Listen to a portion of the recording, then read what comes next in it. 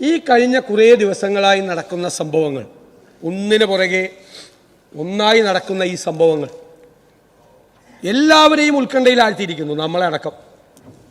നമ്മളും ഈ വാർത്തകൾ കേൾക്കുമ്പോൾ നമ്മളും ഞെട്ടുന്നുണ്ട്, നമ്മളും പ്രയാസപ്പെടുന്നുണ്ട്. എന്തു പറ്റി? എന്താണ് ഇങ്ങനെ പോകുന്നത്? കുഞ്ഞുങ്ങളുള്ള രക്ഷകർത്താക്കൾ അതിനേക്കാൾ വലിയ ഭീതിയിലാണ്. അപ്പം നമുക്ക് എന്തായുള്ളത്? നമ്മളിങ്ങനെ അങ്ങോട്ടും ഇങ്ങോട്ടും പിന്തുണ പ്രഖ്യാപിച്ചാൽ മതിയോ? ഞാൻ പ്രതിപക്ഷ നേതാവ് എന്നുള്ള നിലയിൽ മുഖ്യമന്ത്രിയോട് അങ്ങ് ചെയ്യുന്ന എല്ലാ കാര്യത്തിനും പിന്തുണ. മൂന്നാമത്തെ പ്രാവശ്യം അത് തന്നെ പറയണോ? എന്തെങ്കിലും ഒരു പ്ലാൻ വേണ്ടേ? എന്തെങ്കിലും ഒരു ആക്ഷൻ പ്ലാൻ വേണ്ടേ? നിങ്ങൾ ഈ 2022 ഞങ്ങളിത് ആദ്യമായി അവതരിപ്പിച്ചതിന് ശേഷം എന്തെങ്കിലും ഒരു സോഷ്യൽ പ്ലാൻ നിങ്ങളുടെ കയ്യിലുണ്ടോ? ഒരു എൻഫോഴ്സ്മെന്റ് പ്ലാൻ നിങ്ങളുടെ കയ്യിലുണ്ടോ? നിങ്ങൾ കഴിഞ്ഞ പ്രാവശ്യം ഒന്നും പറഞ്ഞില്ല. കഴിഞ്ഞ ദിവസം ഇത് കൊണ്ടുവന്നപ്പോൾ നിങ്ങൾ ഇതിനെ നേരിടാൻ എന്ത് ചെയ്യാൻ പോകുന്നു എന്ന് നിങ്ങളുടെ കയ്യിലൊന്നുമില്ല. പിന്നെ നമ്മൾ അങ്ങോട്ടും ഇങ്ങോട്ടും പിന്തുണ പ്രഖ്യാപിച്ച് പിരിഞ്ഞു പോയാൽ മതിയോ? അങ്ങനെയാണ് നോക്കേണ്ടത്. പല ആംഗിളിൽ നിന്നും ഇതിനെ കൈകാര്യം ചെയ്യേണ്ടി വരും. ഞാൻ നിങ്ങളോട് പറയുന്നു, നിങ്ങൾ 2 IG-മാരെ ചുമതലപ്പെടുത്തും. വളരെ റെസ്പോൺസിബിൾ ആയിട്ടുള്ള, കമ്മിറ്റഡ് ആയിട്ടുള്ള 2 ഉദ്യോഗസ്ഥന്മാരെ നിങ്ങൾ ചുമതലപ്പെടുത്തി 2 റീജിയൻ കൊടുക്കുക, സദേൺ റീജിയനും നോർത്തേൺ റീജിയനും. അവർക്ക് ഫ്രീ ഹാൻഡ് കൊടുക്കുക, അവർക്ക് ഇൻഡിപെൻഡന്റ് ആയിട്ട് ഇൻവെസ്റ്റിഗേഷനുള്ള അവസരം കൊടുക്കുക.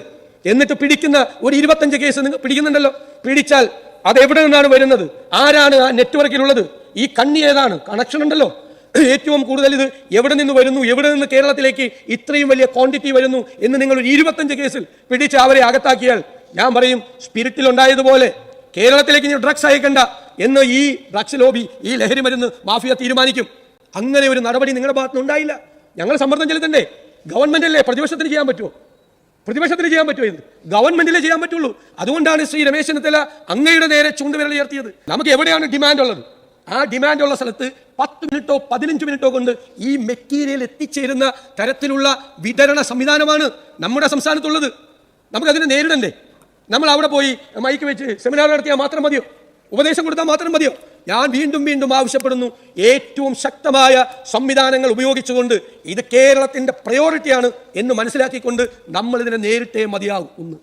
2, നമുക്കറിയാം പല കാര്യങ്ങൾ ടീനേജേഴ്സാണ്, കുട്ടികൾ. എന്തുകൊണ്ടാണ് 18 വയസ്സിൽ താഴെയുള്ളവർ കുറ്റകൃത്യം ചെയ്താൽ ജുവനൈൽ ബോർഡിന്റെ അടുത്തേക്ക് വിട്ടിരുന്നത്? എന്തുകൊണ്ടാണ്? ദേ ആർ ഒരു കൺസെപ്റ്റാണ്. They are incapable to committing a crime എന്ന പ്രായമാകുമ്പോൾ 18 വയസ്സ് വരെ ആയിരുന്നു. ഇപ്പോൾ നിർഭയ കേസിൽ സുപ്രീം കോടതിയുടെ ഒരു വിധി വന്നു. എന്താ?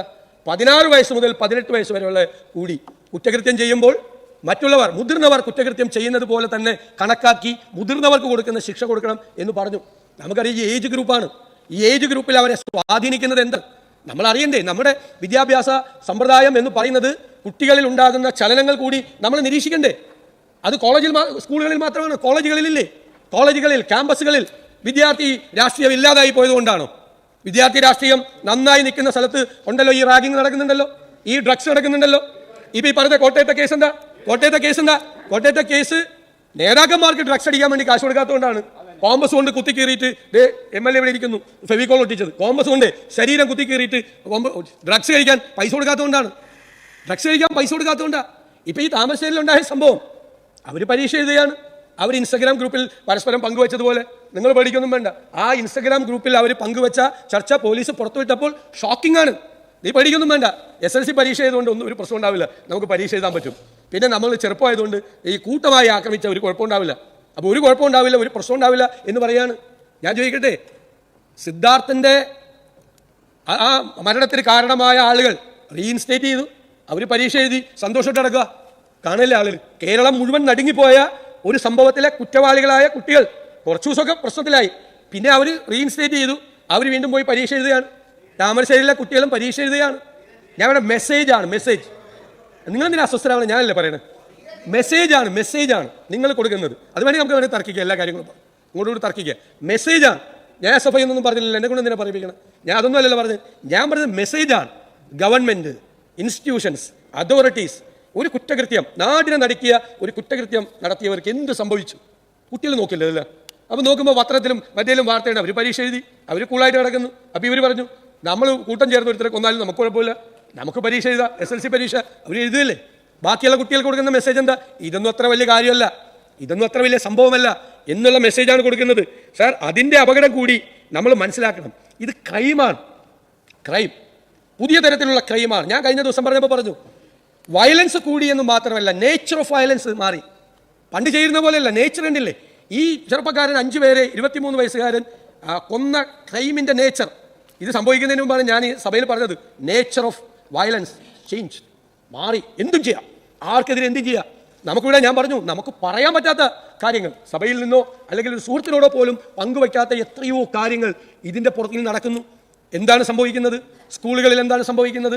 ക്യാമ്പസുകളിൽ എന്താ സംഭവിക്കുന്നത്? ഒരു കോളേജ് ഹോസ്റ്റൽ എന്ന് പറഞ്ഞാൽ അവിടെ ഒരു വാർഡനില്ലേ, ഇയാൾ അറിയില്ലേ 6 മാസമായിട്ട് നടക്കുന്നത്. വാർഡനെ പേടിപ്പിച്ച് വീട്ടിൽ വിടുകയാണ്, നീ ഇവിടെ താമസിക്കരുതെന്ന് പറഞ്ഞു. വാർഡൻ എന്ന് പറയുന്ന ആൾ അധ്യാപകനല്ലേ, നമ്മളൊക്കെ ഹോസ്റ്റൽ പഠിച്ചിട്ടുള്ളതല്ലേ. നമ്മൾ ഹോസ്റ്റലിൽ പഠിക്കുമ്പോൾ ആ ഹോസ്റ്റലിലെ ഒരു പ്രധാനപ്പെട്ട ഒരു അധ്യാപകൻ ഹോസ്റ്റൽ വാർഡനായി അവിടെ ഉണ്ടാവില്ലേ? പ്രതിപക്ഷ ടൈം വേണം, ഒരു 2-3 മിനിറ്റ് കൂടി, കുറച്ചില്ല, പെട്ടെന്ന് അവസാനിപ്പിക്കുക. അങ്ങനെയല്ലേ നമ്മൾ ചെയ്യുന്നത്. ഇപ്പോൾ വാർഡനില്ലേ ഹോസ്റ്റലുകളിൽ, ഒരു ഓർഡർ വ്യാപകമായി ഹോസ്റ്റലുകളിൽ നടക്കുകയാണ്, ഡ്രഗ്സ് നടക്കുകയാണ്, വയലൻസ് നടക്കുകയാണ്, റാഗിങ് നടക്കുകയാണ്. സാർ, സപ്രസിയാണ്, വളരെ അപൂർവം കേസുകളാണ് പുറത്തു വരുന്നത്. നിങ്ങൾ ഈ വരുന്ന കേസുകൾ മാത്രമല്ല, ഇഷ്ടംപോലെ കേസുകളുണ്ട്. ഇൻസ്റ്റിറ്റ്യൂഷൻസ് അവരുടെ റെപ്യൂട്ടേഷൻ ഭയന്ന് അവർ ഒളിച്ചു വയ്ക്കുകയാണ്, അവർ റിപ്പോർട്ട് ചെയ്യുന്നില്ല. പോലീസിന് റിപ്പോർട്ട് ചെയ്താലല്ലേ പോലീസിന് കേസെടുക്കാൻ പറ്റുള്ളൂ. അവർ മൂടി വയ്ക്കുകയാണ്, PTA-യും ഇൻസ്റ്റിറ്റ്യൂഷൻ അതോറിറ്റീസ് ഇനിയൊന്നും ഉണ്ടാവില്ല എന്ന് പറഞ്ഞുകൊണ്ട്. അപ്പോൾ ഇതെല്ലാം എന്തുകൊണ്ടാണ് നടക്കുന്നത്? നമ്മുടെ ഹോസ്റ്റലുകളിൽ ഒരു സംവിധാനം വേണ്ടേ? സ്കൂളുകളിൽ എന്താണ് നടക്കുന്നതെന്ന് വേണ്ടേ? പല അധ്യാപികമാർ ഉൾപ്പെടെ വന്ന്, ഇവിടെ ജലീൽ പറഞ്ഞതുപോലെ പല അധ്യാപികമാർ വന്ന് പറഞ്ഞു, വീട്ടിൽ നിന്ന് എൻ്റെ ഒരു അധ്യാപിക എന്നോട് വന്ന് പറഞ്ഞു, വീട്ടിൽ നിന്ന് നീ അച്ഛനെ വിളിച്ചുകൊണ്ട് വരണം എന്നൊരു കുട്ടിയോട് പറഞ്ഞു. അവൻ കണ്ണിലേക്ക് തറപ്പിച്ച് നോക്കി പറഞ്ഞു, കൊണ്ടുവന്നില്ലെങ്കിൽ നിങ്ങൾ എന്ത് ചെയ്യും? തള്ളയെന്ന് ചോദിച്ചു. തള്ള എന്ന് പറഞ്ഞ ഒരു മോശം പ്രയോഗമല്ല, ടീച്ചറാണ്, സ്വന്തം അമ്മയോട് പോലും പറയാൻ പാടാത്തതായ നിങ്ങൾ എന്ത് ചെയ്യും തള്ളയെന്ന് ചോദിച്ചു. അവർ ഭയന്നുപോയി. അവർ ഓടി ഒരു ഓട്ടോറിക്ഷ എടുത്തിട്ട് എൻ്റെ അടുത്തേക്ക് വന്നത്, ഇപ്പോഴല്ല കുറച്ച് നാൾ മുമ്പ് എൻ്റെ അടുത്തേക്ക് വന്ന് ഇങ്ങനെ ചോദിക്കുന്നത് എന്ത് ചെയ്യുമെന്ന്. ഞാനാണ് സംസാരിച്ചത് ഈ രീതിയിലാണ്. അത് കറക്റ്റാണ്. അധ്യാപകർക്ക് കൈകാര്യം ചെയ്യാൻ പറ്റാത്തതിൻ്റെ അപ്പുറത്തേക്ക് പോകുന്നു. അപ്പോൾ നമുക്ക് എന്ത് ചെയ്യാൻ പറ്റും? നമുക്ക് സ്കൂൾ ക്യാമ്പസിൽ നമുക്ക് എന്ത് ചെയ്യാൻ പറ്റും? കോളേജ് ക്യാമ്പസിൽ നമുക്ക് എന്ത് ചെയ്യാൻ പറ്റും? ഈ കുട്ടികളെ ഇങ്ങനെ ഇവർക്ക് നമ്മൾ വിട്ടുകൊടുക്കില്ല. ഞാൻ കഴിഞ്ഞ ദിവസം പറഞ്ഞല്ലോ, നമ്മുടെ കുട്ടികളെ ഇങ്ങനെ കൊലയ്ക്ക് കൊടുക്കാൻ പറ്റില്ല. ഈ സാധനമൊക്കെ കഴിച്ചാൽ മരണത്തിലേക്കുള്ള യാത്രയാണ്, തിരിച്ചു വരില്ല. ഏത് വീട്ടിലെ കുഞ്ഞായാലും എന്താ, നമ്മുടെ കുഞ്ഞുങ്ങളെ പോലെയല്ലേ, നമ്മുടെ കുഞ്ഞുങ്ങളെ പോലെയല്ലേ. ഇതിൽ പ്രതിയായ കുഞ്ഞും ആക്രമണത്തിന് ഇരയായ കുഞ്ഞും എല്ലാം ഒരുപോലെയല്ലേ, എല്ലാവരും പോലല്ലേ. ഒരുത്തനെ കൊന്നാലും കൊല്ലാൻ നിന്നവനും ഒക്കെ ജീവിതം നശിപ്പിക്കല്ലേ. കുറേ കൂടി സീരിയസ് ആയിട്ടുള്ളൊരു പ്ലാൻ ഓഫ് ആക്ഷൻ നമുക്കുണ്ടാകണം. അതാണ് ഞങ്ങൾ പറയുന്നത്. അപ്പം ഞങ്ങൾ മുഖ്യമന്ത്രിയെ ഞങ്ങൾ കോർണർ ചെയ്യും. മുഖ്യമന്ത്രിയാണ് ചെയ്യേണ്ടത്, ഇംപ്ലിമെൻ്റ് ചെയ്യേണ്ട ആൾ, പ്ലാൻ തയ്യാറാക്കേണ്ട ആൾ. പോലീസിനെയും എക്സൈസിനെയും സംസ്ഥാനത്തെ വോളണ്ടിയർ ഏജൻസികളെയും സർക്കാർ ഡിപ്പാർട്ട്മെൻറ്റുകളെയും പ്രതിപക്ഷത്തെയും പൊളിറ്റിക്കൽ പാർട്ടികളെയും ഓൾ ഇന്ത്യ സംഘടനകളെയും സാംസ്കാരിക പ്രസ്ഥാനങ്ങളെയും സെലിബ്രിറ്റികളെയും എല്ലാവരെയും ചേർത്തുകൊണ്ടുള്ള ഒരു വലിയ മൂവ്മെൻറ്റ് ഒരു വശത്ത് നടക്കുകയും മറുവശത്ത് വിട്ടുവീഴ്ചയില്ലാത്ത, ഞാൻ ഒരു വാക്ക് കൂടി ചേർക്കുന്നു, പൊളിറ്റിക്കൽ പേട്രണേജ് ദയവ് ചെയ്ത് കൊടുക്കരുത്. ദയവ് ചെയ്ത് കൊടുക്കരുത്. ഒരു കാര്യം പറഞ്ഞു, ഒരു വളരെ പ്രധാനപ്പെട്ട ഒരു പോയിന്റ് പറഞ്ഞു. ഞാൻ എന്ന ഏറ്റവും ശക്തമായി കഴിഞ്ഞ 4 വർഷത്തിനിടയിൽ മുഖ്യമന്ത്രിയെ ഞാൻ ശക്തിയായി എതിർത്തത് ഈ നവകേരള സദസ്സ് നടക്കുമ്പോൾ ആളുകളുടെ തല അടിച്ചു പൊട്ടിച്ചപ്പോൾ ഈ പോലീസ് കേസെടുത്തു, വധശ്രമത്തിന് കേസെടുത്ത ആ പോലീസ് വധശ്രമത്തിന് കേസെടുത്ത കേസിൽ മുഖ്യമന്ത്രി പറഞ്ഞൊരു രക്ഷാപ്രവർത്തനമാണ്.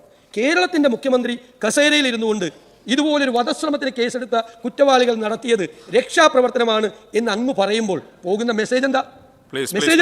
അതുകൊണ്ടാണ് ഞങ്ങൾ ഭരണത്തിലിരിക്കുന്ന ഭരണത്തിന്റെ തലവൻ അങ്ങയല്ലേ കോൺസെൻട്രേറ്റ് ചെയ്യേണ്ടത്, അങ്ങയോടല്ലേ സമ്മർദ്ദം ചെലുത്തേണ്ടത്, അങ്ങയെ കൊണ്ടല്ലേ ഞങ്ങൾ ഇത് ചെയ്യിപ്പിക്കേണ്ടത്. ആ രീതിയിൽ ഞങ്ങളിവിടെ, ഞാൻ സാർ ഒരു കാര്യം പറഞ്ഞ് അവസാനിപ്പിക്കുക, കഴിഞ്ഞ 4 വർഷക്കാലം ഞങ്ങളിവിടെ ഇരുന്നപ്പോൾ അങ്ങയെ അപമാനിച്ചുകൊണ്ടുള്ള ഒരു വാക്കും ഞങ്ങളാരും പറഞ്ഞിട്ടില്ല. കാര്യം ഏത് വാക്കാണ് പറഞ്ഞിരിക്കുന്നത്? ഏത് വാക്കാ? ഞാൻ ഈ ഇരിക്കുന്ന സ്ഥാനത്തിരുന്നുകൊണ്ട് അവിടെ ഞങ്ങളുടെ മുഖ്യമന്ത്രിമാരായിരുന്നവരെ ഇവിടെ ഇരുന്നുകൊണ്ട് പറഞ്ഞ കഥകളൊക്കെ നിങ്ങൾക്ക് പലർക്കും അറിയില്ലെങ്കിലും ബഹുമാനപ്പെട്ട മുഖ്യമന്ത്രിക്ക് അറിയാം. എന്നെ അതൊന്നും കൊണ്ട് ഓർപ്പിക്കരുത്. ഞങ്ങളൊരു വാക്കുപോലും പറയില്ല. ഇപ്പൊ രമേശ് ചെന്നിത്തല വിളിച്ചത് മിസ്റ്റർ മുഖ്യമന്ത്രി എന്നല്ലേ, അല്ലാതെ പണ്ട് മുഖ്യമന്ത്രി വിളിച്ചതുപോലെ എടോ ഗോപാലകൃഷ്ണൻ അല്ലല്ലോ. ഞാൻ അവസാനിപ്പിക്കുന്നു. സർക്കാർ അതിശക്തമായ നടപടികൾ സ്വീകരിക്കുന്നില്ല എന്നാണ് ഞങ്ങളുടെ നിലപാട്. സ്വീകരിച്ചാൽ അതിന് ഞങ്ങൾ പൂർണ്ണമായ പിന്തുണ നൽകും.